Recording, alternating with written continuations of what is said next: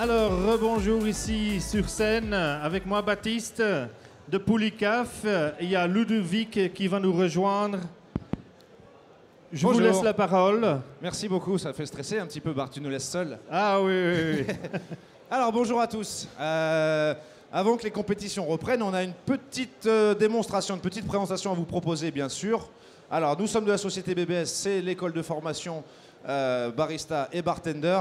Et quand on parle de formation, c'est peut-être un petit peu rébarbatif, mais on parle de nettoyage. Nettoyage.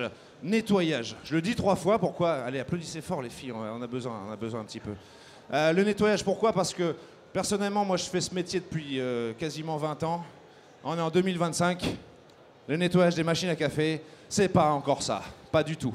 On n'y est pas encore. Alors c'est soit de la mauvaise volonté, ou parce qu'on n'a pas les équipements, ou parce qu'on n'a pas l'information tout simplement. Il faut savoir que la machine à café, c'est comme le piano du cuisinier, c'est comme ses accessoires. Tous les jours, même plusieurs fois par jour, en fonction de l'utilisation plus ou moins intensive, on a tous les produits de nettoyage de la société Poulicaf. Poulicaf, c'est une société italienne. On va pas parler italien aujourd'hui, bien sûr, mais on a des petits goodies à vous donner. Les fascicules, après, on vous remettra tout ça pour les gens qui sont intéressés. C'est vraiment plus qu'important, ce côté nettoyage.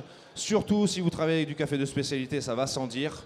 Vous voyez, entre chaque compétiteur, les machines sont nettoyées au fur et à mesure, de manière à ce que ne serait-ce que les douchettes ne contaminent pas les autres cafés. Alors, je conçois que sur des cafés un peu basiques, ça va pas faire la différence, mais encore que oui, parce qu'on sait que l'huile du café, ça rancit. Et donc, ça va complètement détériorer l'aromatique de votre espresso. Donc, encore une fois, on parle d'hygiène. Baptiste, qui est le formateur de chez BBS, va vous faire la démonstration. Il y a plusieurs produits.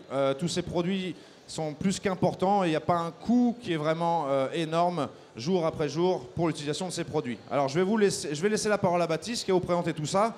Petite démonstration sur la machine. On va vous mimer, parce qu'on ne va pas le refaire, bien sûr, sur les équipements des compétiteurs. Je te laisse la parole, Baptiste. On commence par quel produit? Bien sûr. Oh, merci. Comme vous le savez, Pouli, ça fait plus de 120, 130 ans qu'ils sont dans le nettoyage des machines à café, donc ils savent ce qu'ils font. Vous allez voir que ça va être un peu rébarbatif, mais mon discours, ça va toujours être la juste dose pour le juste nettoyage. Les produits Pouli, on aime bien dire au centre de formation que c'est un peu comme la Javel. Pas besoin d'en mettre plus pour que ça nettoie plus. En fait, vous allez voir que petit à petit, toutes les doses qu'on va utiliser là sont minimes et c'est fait pour. Par contre, c'est vrai que ça va faire tous les jours, quoi qu'il arrive. Qu'on ait fait un café ou 400, ce sera toujours le cas. On va commencer par le groupe, c'est là où on commence le café, avec le Blindy, le porte-filtre aveugle. Vous savez, celui qui ne coule pas, qu'on va venir mettre dans le porte-filtre. Et à l'aide de notre petite brosse, la Spazzolino, on va commencer par tout simplement faire couler et nettoyer tout autour du groupe pour décoller tout le café qui se serait accumulé entre la douchette et le joint. Ça, c'est très important. Si on oublie de le faire, malheureusement, il faudrait tout recommencer. Là, ça permet de dégrossir déjà tout le café qui s'est accumulé, qui a pu rancir. Ensuite, qu'est-ce qu'on va y mettre dans le porte-filtre aveugle, dans le Blindy? On va venir mettre du Poulicaf. Poulicaf, c'est un détergent qui est oxygéné, qui va venir interagir avec toutes les huiles qui se sont accumulées ici. Ces huiles que nous avons dans le café, qui nous donnent notre si cher créma, va venir s'oxyder et rancir au fur et à mesure. C'est ce produit-là qui va venir tout enlever. On en met 1 à 3 grammes, pas plus. Comme je vous ai dit, vous pouvez en mettre plus, mais ça ne va pas mieux nettoyer. Au contraire, ça pourrait interagir avec la machine. Je crois qu'on a tous les fascicules avec le mode d'emploi aussi par la suite. Exactement, vous avez des images, tout est écrit dessus, devant des pictogrammes, c'est vraiment fait pour. Une fois que c'est inséré, on va venir le visser à fond sur le groupe. On va démarrer le start and stop, 4 fois 10 secondes, paf paf, tout est propre. Ensuite, il va falloir rincer le produit pour pas qu'il reste jusqu'à l'électrovan. Vous refaites le même cycle, juste avec de l'eau, et c'est fini. Là, vous avez une machine parfaitement entretenue, un groupe propre, et vous pouvez continuer. Il faut savoir aussi qu'en plus de la partie nettoyage, vous allez aussi augmenter la durée de vie de tout ce qui est électrovan, injecteur, etc., parce qu'on ne le précise pas assez. On a des phénomènes d'aspiration à la fin d'une extraction, ce qui fait que vous pouvez boucher les machines facilement. Et avec ces produits, on arrive à décoller tout l'ensemble. Ouais. Produit numéro 2. Ça va être la buse vapeur. Ah, la buse vapeur. Sujet intéressant. Oui. Là, on va avoir plusieurs produits à vous proposer, parce que maintenant, vous avez des machines automatiques qui font du lait également, et là, il va falloir les nettoyer. À savoir que Pouli a aussi une solution pour ça. Donc, vous allez avoir Pouli Cappuccino pour la machine automatique, et même pour le cold brew. Donc, vraiment, décidément, dès que vous allez avoir du lait, vous allez pouvoir tout nettoyer.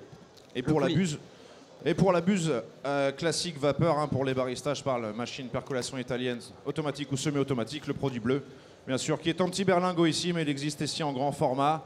Alors, là, on parle de produits laitiers, on parle d'hygiène. On a tous vu des lances vapeur qui sont de toutes les couleurs.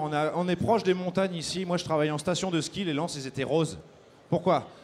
Parce que les barman, ils faisaient le lait, le chocolat chaud, le vin chaud sur la même lance vapeur sans jamais être nettoyé. Quand il y a des tests bactériologiques, il y a certaines lances vapeur qui sont au stade du staphylocoque. Ça, c'est pas une légende. Les produits laitiers, il y a une pub qui fait une chanson, mais là, les produits laitiers, il faut faire attention. Donc ça rime un peu moins, c'est un peu moins joli, c'est un peu moins vendeur. Par contre, il faut faire super attention, ne serait-ce que pour la qualité de la vapeur, et ne serait-ce que, bien sûr, la santé de vos clients. Petite option. C'est ça. Poulimic, donc un bactéricide qui va venir justement tuer toutes ces bactéries résiduelles. Juste à enclencher là-dedans, diluer avec l'eau, suivez les instructions. Ouverture, fermeture de la buse. Tous les jours qu'on ait fait un cappuccino ou 10, le risque c'est que le lait continue à monter dans la buse, va sécher, l'obstruer. Le lait qui va suivre va remonter encore plus, un peu plus. Et sur le cours des années, le lait va pouvoir carrément pénétrer dans la chaudière. Une fois que c'est fait, vous pourrez le savoir. Vous prendrez un verre transparent, vous le mettrez sous la distribution à thé. Vous demanderez de l'eau. Si vous avez la moindre coloration, c'est que le lait s'est malheureusement introduit dans votre chaudière. Il n'y a plus rien à faire. Vous aurez moins cher de juste changer de machine parce que ça impliquerait de changer de chaudière et ça serait dommage. Sur les anciennes machines, c'est bon à préciser. C'est vrai qu'aujourd'hui, sur les machines, on va dire plus modernes, il y a des doubles sécurités pour éviter ce phénomène de fausse pression. On avait un phénomène de fausse pression qui fait que quand on allume la machine, l'air ne se sépare pas de la vapeur. On avait le mano qui était déjà prêt. Au bout de 5 minutes, on dit tiens, je peux commencer à travailler alors que logiquement, il faut une petite trentaine de machines pour le temps de chauffe de la machine. Et donc, si on faisait la vapeur au bout de 5 minutes, boum, on n'avait plus rien dans son pot parce qu'il y avait ce phénomène d'aspiration. Aujourd'hui, beaucoup de fabricants ont paré le problème, on va dire, avec des doubles sécurités. Mais quand même, on sait que, par exemple, le lait va stagner dans les virages d'une lance vapeur. Dans tous les virages, le lait va stagner, ça va se transformer en humidité. Vous aurez une vapeur beaucoup plus humide et une vapeur beaucoup moins neutre en termes de goût. Voilà pour le Poulimic. D'ailleurs, je suis sûr qu'il y a un barista au moins dans la salle qui est déjà arrivé sur une machine qui avait une lance vapeur qui marchait parfaitement et une autre qui ne marchait pas. Donc il y avait des différences de pression, mais voilà. L'entretenir tous les jours, ça permet d'éviter ce phénomène également. Vous l'aurez compris, l'abus c'est très important et c'est tous les jours. Troisième produit. On va arriver au moulin, c'est là où tout commence. Le moulin. Les meules, poulie grind qui vient en 2 formats. Soit des sachets de monodose, soit de la dose à faire nous-mêmes. Là, ça va être directement inséré dans le moulin avec un peu de café à faire couler. Et là, ce qu'on va voir, c'est de l'amidon qui va venir absorber toutes les huiles que le café aurait pu dégager. Et justement, l'absorber pour que justement tout le reste puisse se décoller. En fait, le peu de fine que vos moulins vont pouvoir accumuler, là, vous allez pouvoir tout enlever, tout faire désaspirer. Ça va permettre que tous les cafés, les uns après les autres, gardent leur même aromatique. Si vous avez mis, par exemple, un café d'un profil aromatique différent, très sur, que puis-je savoir, la terre, quelque chose de robuste, quelque chose qui pète. Si vous avez quelque chose d'un peu plus délicat, qui va être plus sur le fruité, l'ananas, la rose, que sais-je. Ça contamine, ouais. Ça va se contaminer et on ne va plus rien comprendre. Donc on rétablit la fonctionnalité, finalement, des couteaux des meules, de manière à ce que vous ayez aussi la même granulométrie, on n'en parle pas assez. Si vous prenez l'exemple d'une râpe à fromage italienne que je nettoie pas, il faut forcer plus fort avec le fromage. Ça va faire la même chose dans un moulin. Donc vous avez des risques de surchauffe, des risques de perte aromatique, et votre moulin n'est plus assez fonctionnel parce que justement il est sale à l'intérieur. Donc ça c'est pareil, c'est une poudre, et on la passe dedans, on la fait sortir, on enlève le café bien sûr. Et il faut savoir que c'est un produit, c'est un amidon, c'est naturel, donc ça peut être ingéré. Il faut savoir que tous les produits, bien sûr, le détergent n'est pas ingérable, mais sont toutes sous les normes SFS américaines au niveau du phytosanitaire. Donc ça, c'est un amidon. Même si c'est ingéré, ça n'aura pas d'impact. Alors, bien sûr, on ne met pas ça avec la mouture, mais s'il vous reste 2-3 particules, la prochaine dose de café va l'expulser et vous n'aurez pas d'incidence ni sur la créma, parce qu'encore une fois, c'est de l'amidon, donc c'est naturel. C'est ça. Si vous ne le faites pas, vous allez vous rendre compte que vous allez devoir affiner votre granulométrie au fur et à mesure, et souvent jusqu'au moment où le moulin se met en sécurité. D'ici là, j'espère que ça ne vous arrivera pas, mais on le conseille. C'est même sans gluten.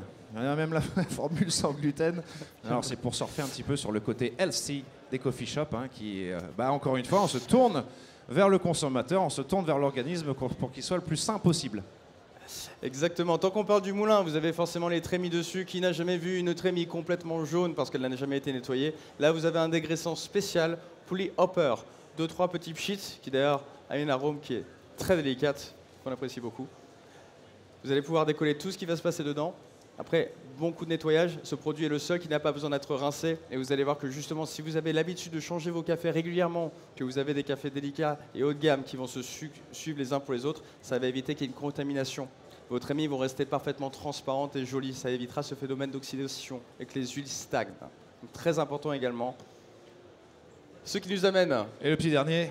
au Poulibar. Celui-ci, il est général. Vous pouvez nettoyer tout ce qui est alimentaire avec. Ça veut dire toutes vos vitrines, tout le plan en inox. Vos machines ont tellement d'inox maintenant qu'on pourrait se mettre à 5 derrière pour se recoiffer. Pour éviter ce phénomène, qu'elles soient entartrées ou quoi que ce soit, ou qu'il y ait des traces, Poulibar, vous allez pouvoir mettre 2-3 petits pchits, tout va briller comme neuf. Et en plus, c'est friendly au niveau de tout ce qui est agroalimentaire. Donc si vous faites de la pâtisserie, quoi que ce soit, que vous ayez de la nourriture autour, pas de souci. Donc c'est de l'alcool neutre qui va s'évaporer en une quinzaine de secondes sans dénaturer justement les équipements parce que ça reste neutre. Donc à utiliser aussi bien sûr pour désinfecter toutes vos zones de travail. Sans produit de rinçage également. De toute façon, vous verrez que tout est expliqué dans la brochure. Pouli, ils sont gentils, vous mettront toujours des diagrammes, en plus des instructions en italien, anglais et français, la langue que vous voulez. Voilà les kits avec les petits bacs pour faire tremper vos porte-filtres le soir, bien sûr, s'ils sont très sales. Hein, maintenant, on a des bonnes marques, hein, ils mettent des doubles, triples, quadruples couches de vernis sur les porte-filtres, donc il n'y a rien qu'accroche. Si vous avez une machine un petit peu vieille, on va dire, enfin vieille c'est quoi? On n'est pas dans l'informatique, mais une machine qui a 10-15 ans, ça commence à être vieux. Bon, bah, vous avez peut-être les porte-filtres un petit peu jaunis à l'intérieur. Vous allez décaper tout ça avec ce produit, vous laissez tremper 3 à 5 minutes avec de l'eau chaude. Faut savoir, le Poulicaf il travaille avec l'eau chaude bien sûr, et ça va nettoyer tout l'ensemble et surtout l'intérieur. Hein. Votre café passe par ici tous les jours, l'intérieur du porte-filtre. Bien sûr, maintenant qu'on vous a présenté tous les produits, vous allez nous demander mais qu'est-ce que c'est ce coût de tous les jours, tous ces produits que je dois acheter et utiliser. On l'a estimé à 1,36 € pour tous les produits à faire tous les jours. Donc vous imaginez que c'est très peu payé pour garder les machines parfaitement entretenues. Et en fait, si vous êtes bon, Pouli s'amuse à faire une petite compétition. Sous 3 minutes, vous pouvez faire tous les produits de nettoyage. Donc c'est pas une question de temps ni d'argent, mais de volonté. Eh ben, je crois qu'on a terminé. S'il y a des gens intéressés, on a les fascicules pour vos établissements de manière à ce que toute la gamme soit répertoriée, la façon de faire, les petits goodies, les petits bracelets, transformez-vous en italien si vous voulez, venez, servez-vous. Et s'il y a besoin d'informations, vous retrouvez Baptiste sur le stand de la Tease là-bas. Ouais. Il y a du staff BBS aussi sur le stand de Lavazza, sur le stand de Brita. Et puis moi, je gravite autour de la zone de compétition. Donc n'hésitez pas pour toutes les informations. Et on va laisser place au prochain compétiteur. Merci pour votre attention. Merci à tous. Et on va faire venir les équipes de nettoyage maintenant. Tenez, avec plaisir.